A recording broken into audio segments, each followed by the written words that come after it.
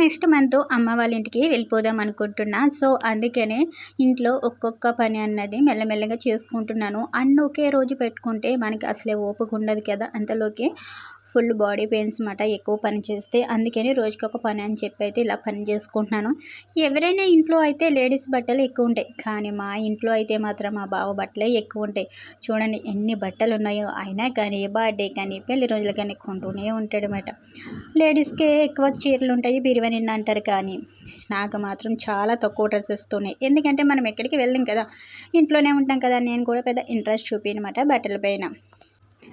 వేలు పోసి బట్టలు కొనడం కన్నా ఆ డబ్బులు ఉంటే దేనికో దానికి యూజ్ అవుతాయే కదా అని చెప్పి అయితే ఆలోచిస్తారు. మనకి ఏదైనా అవసరమైతేనే కొనుక్కోవాలి. ప్రతి దానికి బట్టలు అంటే ఎందుకు ఒక రోజు 2 రోజులే వేసుకుని మొన్న పడేసి అట్లకి వేలు పెట్టడం అవసరమా అనిపిస్తుంది.